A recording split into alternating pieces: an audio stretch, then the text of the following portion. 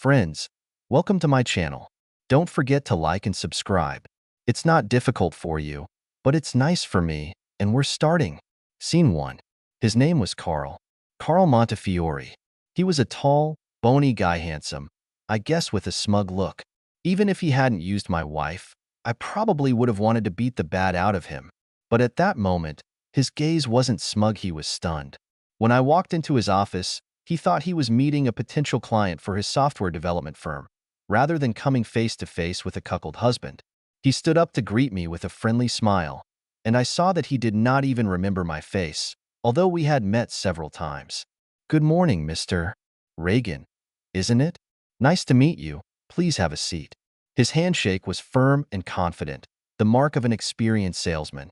I sat down, stared at him coldly for a few moments, and then said, "Actually, I'm not Reagan, Carl. I'm Proctor." "Is David Proctor Lauren's husband?" "Lauren Proctor from your HR department, who you've been making love to for a couple of months."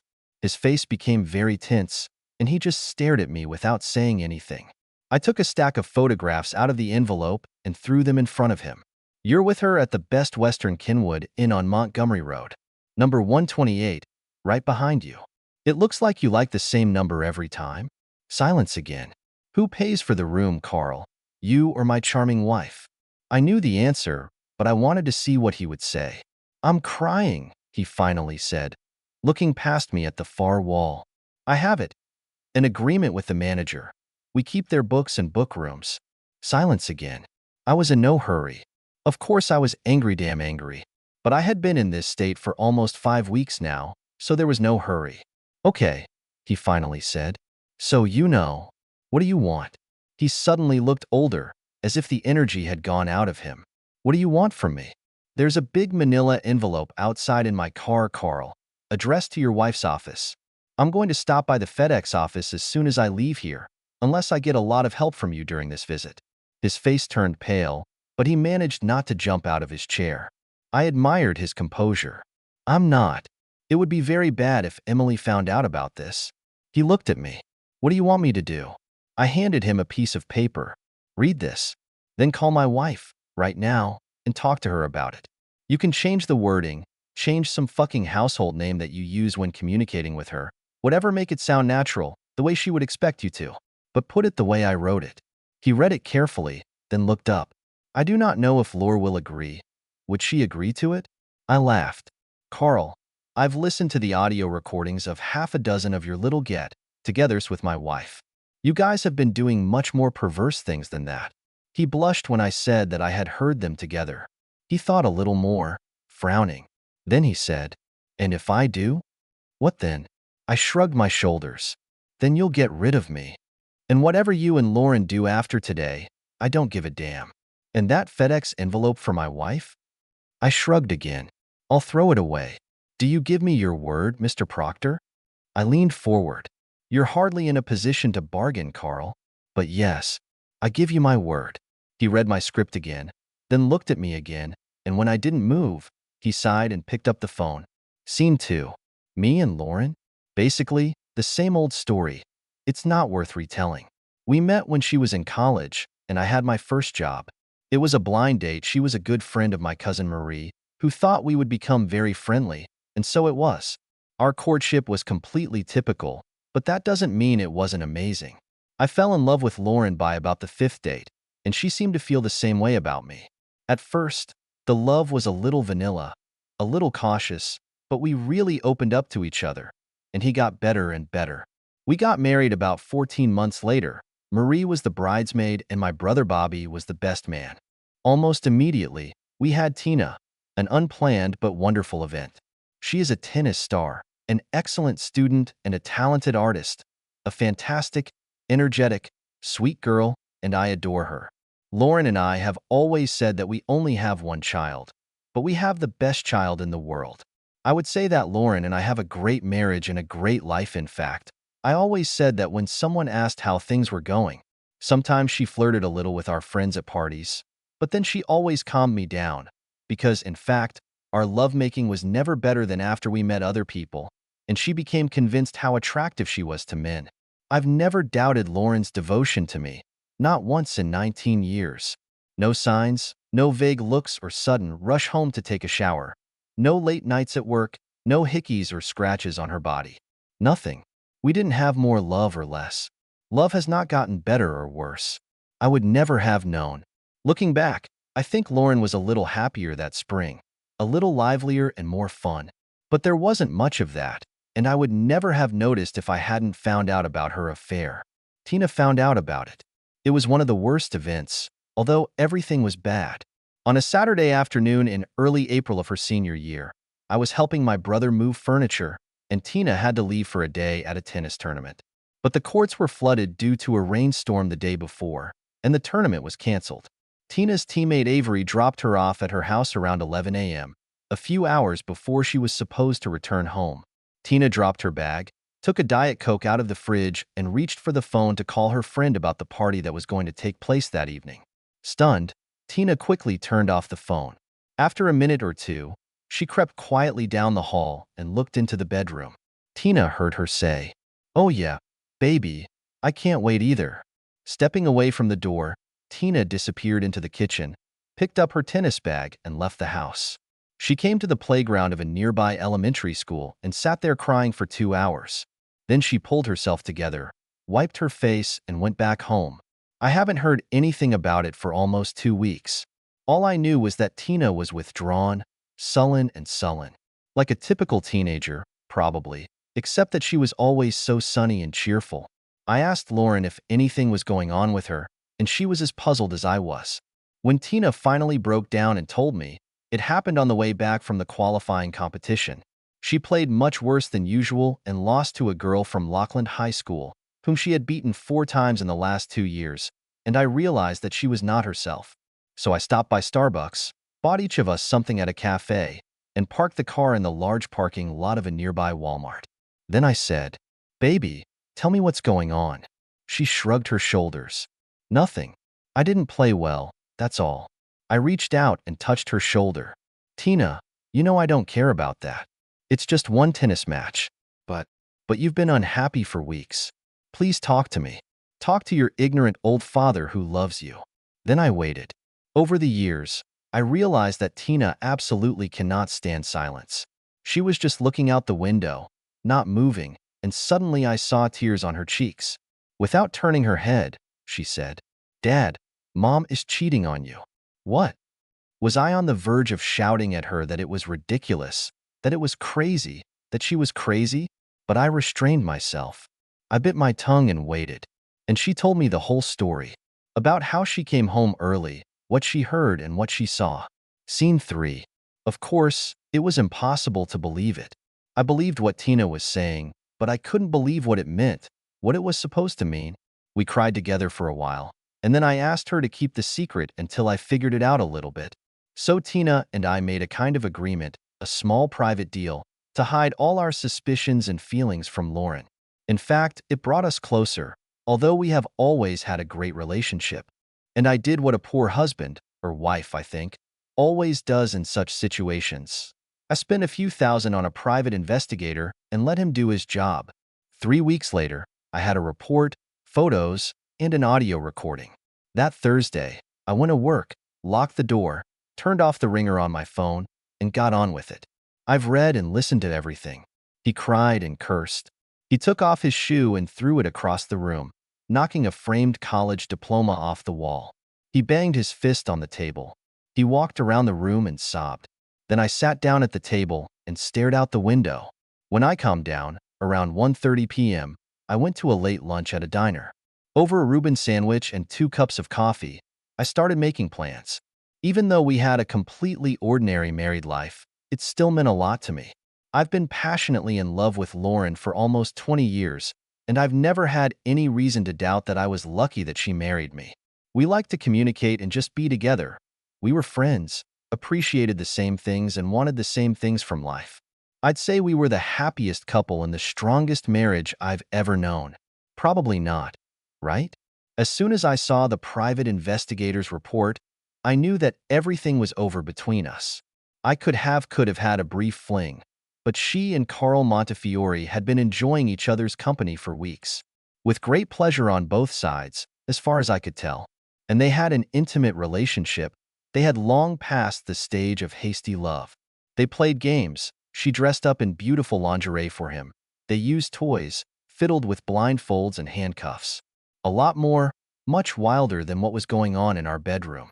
One day I picked Tina up from school early, and we went to lunch together. I spared her all the details, but I told her it was a real affair and that I was going to leave her mom. Tina was angry and unhappy. She wanted to go home right away and attack Lauren, but I calmed her down. Listen, honey, you know your mom loves you. She adores you. She didn't do it to you. She did it to me. Maybe not on purpose to hurt me. I'm sure she thinks I'll never find out about it. But she betrayed me, not you. And it's up to me to decide what to do about it. Do you think you can play for the Oscars for a few more weeks? Being a typical daughter, not acting out of the ordinary until graduation? She nodded in displeasure. I guess so, Daddy. That is, if that's what you want. Simply. She started sniffing again. Just how could she do this to you? With us? You're so wonderful to her, and her voice broke into sobs, and I moved to her side of the booth and hugged her while she cried. After all, Tina promised to behave like a loving daughter until graduation. 3 days later, she was leaving for a 10-week junior tennis camp in Colorado, and then after a week at home she was going to the University of California. I made it clear to her that I was going to end the marriage after she left for the summer. And then I'll take a vacation and travel a little. Honey, how about I stay in Denver, Colorado, for a few days and stay? She wiped her eyes noisily, tried to smile and replied, Yes, Daddy, that would be great. Scene 4. I've taken care of all the routine stuff in advance. I found an apartment, arranged for credit cards and a checking account, took time off from work to fly to the West Coast. I was going to visit my college roommate in San Francisco for a few days, then rent a car, drive through the Rocky Mountains, hang out with Tina in Colorado for a while, and then fly home. As soon as Lauren left for work that morning, I waited for the movers to pick up my piece of furniture and move it to a new apartment along with clothes, computer, and other things. Then I went to meet Carl Montefiore IV. Already told you about it. I had lunch and dropped an envelope for Mrs. Montefiore into a FedEx box outside the courthouse. Did you think I'd keep my word to that jerk? After he's been using my wife for weeks? And at 1:45 p.m., I parked my car at the restaurant across the street from the Best Western, found a secluded corner, and began to watch. Lauren drove in and parked right in front of number 128, went to the main office, returned a minute or two later, put the key card under the mat in front of the door to 128th, used another key to enter, and closed the door behind her. She had a shopping bag with her, and I assumed she had brought everything Carl had asked for during their little phone conversation. I waited for about 10 minutes, then went to the door, took out a card from under the mat and entered. Lauren was there, my wife, the woman I loved, cherished, and remained faithful to for 20 years. She was lying on the bed, dressed in a very beautiful black teddy and nothing else. And she was wearing a sleep mask. She couldn't see anything. I saw her tense up when she heard the door of the room open and close. Carl? God, you scared me, baby. I was just lying here and… Shoo, I whispered. I walked over to the bed and bent down to whisper in her ear. You're a good little fool, aren't you? My little peach. That's what he called her in some of the recordings I've heard, God knows why. I put on some of Carl's cologne, so she had no reason not to think I was her lover. And now I'm here, and I'm going to drive you crazy. I spoke in a whisper, knowing that she would not be able to understand that it was me. Without saying another word, I found a shopping bag on a chair and took out the handcuffs. I cuffed Lauren's hands over her head, then took a long rope out of my pocket. After tying one end to the handcuffs, I reached down and shoved the rest of the rope under the bed, then walked around to the other side, picked it up and tied the other end to the handcuffs on the other side. Taking two shorter pieces of rope, I tied one end of each to one of her ankles and the other to a leg at the foot of the bed. Now she was crucified in the middle of the bed. She couldn't lower her arms, couldn't sit up, couldn't bring her legs together, and couldn't turn over. You're a bad girl, aren't you? I whispered. She giggled. That made her jump and squeal. I didn't hit her hard, certainly not with the anger I felt. Oh, yes, baby. I'm a very bad girl. Will you punish me? Without saying another word, I took off my clothes and put them on a chair by the door. Then I waited in silence, knowing that she didn't know where I was. Remember, This was a woman I had been making love to for 2 decades. I knew her reaction perfectly well and waited until the last minute. "You're a fool," she screamed. By the third time, Lauren was drenched in sweat, moaning and talking breathlessly. "Please, Carl." "It was great, Carl," she repeated. And when I didn't answer, she asked, "Baby, Carl, where are you?" Fully dressed, I sat down on the bed next to her again. "Right here, little peach," I said in my own voice and pulled the sleep mask off her face. Her eyes opened and she smiled at me, a little dazed as they began to focus. Then she screamed, "Oh!"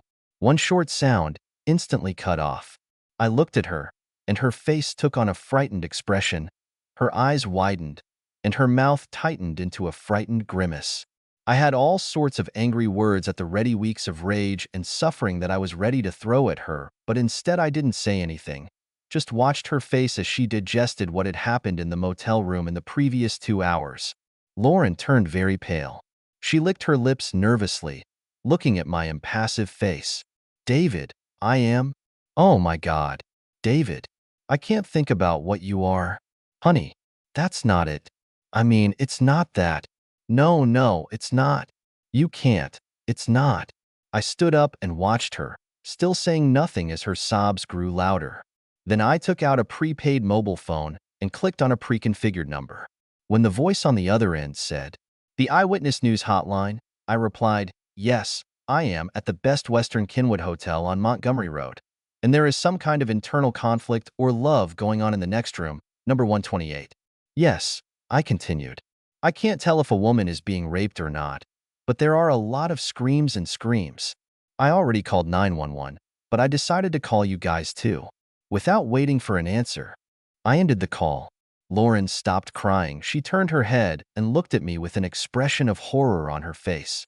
"No, baby, please don't let them. Don't let anyone see me. Please, baby. I'm so sorry. I didn't mean to hurt you. Please, Dave." Looking straight into her eyes, I dialed the phone number again. 911. "What's wrong with you?" "What is it?" the voice asked. "Yes, I'm at the Best Western Kenwood Hotel, and some guy is making love. That is, I'm sorry. A man is making love to a woman in room 128, and the door is wide open. That is, everyone can see everything. I was walking by with my kids, and oh my God, he tied her to the bed and all that." I turned off the phone. Lauren screamed wildly, trying to free herself.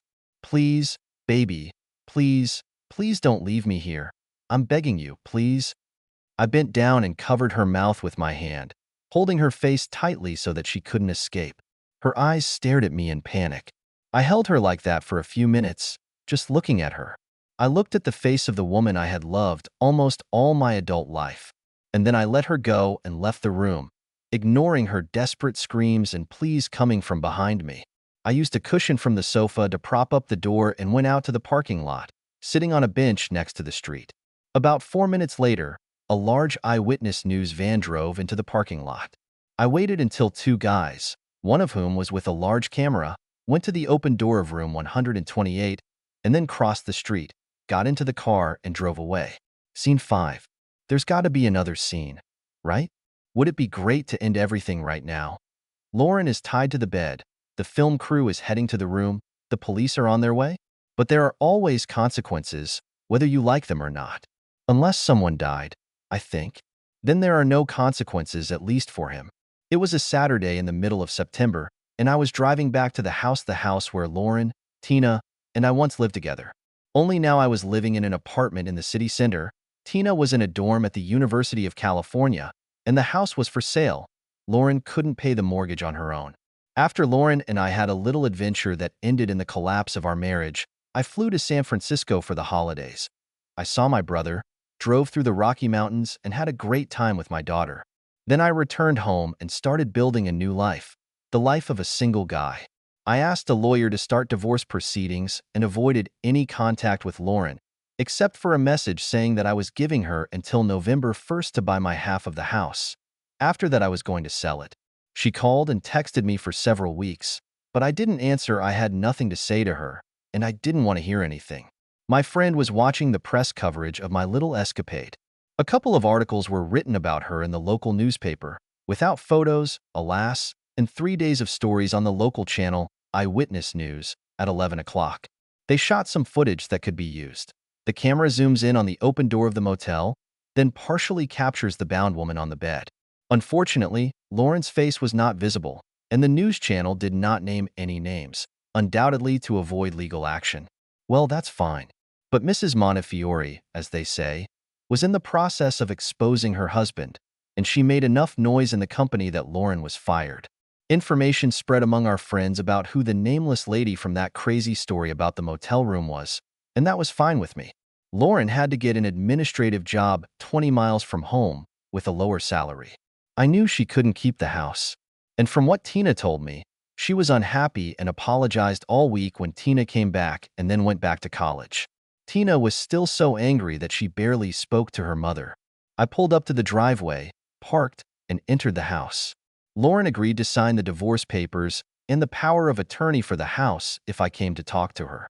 She was sitting at the kitchen table having a cup of coffee and was looking at me when I came in. "Hi, David," she said softly. "Lauren." She looked older and a little smaller. She didn't sleep well and probably didn't eat too well. My heart was not filled with sympathy. "Would you like some coffee?" "No, thanks." I poured myself a glass of water and sat down. She gestured at the counter and said, "All the papers are here." I signed them. "How much time do I have before I need to look for a place to live?" "Probably at least 2 to 3 months. Even if it sells out instantly, people usually need a couple of months to close the deal. I'll let you know." There was silence. "I know we're done," she said suddenly. "I've been thinking about it for a long time, as you can probably imagine. I was thinking besides asking myself why I was such a fool. I mean, I was thinking about how I would feel if the situation were reversed, if you were having an affair behind my back. And I couldn't even imagine taking you back under any circumstances.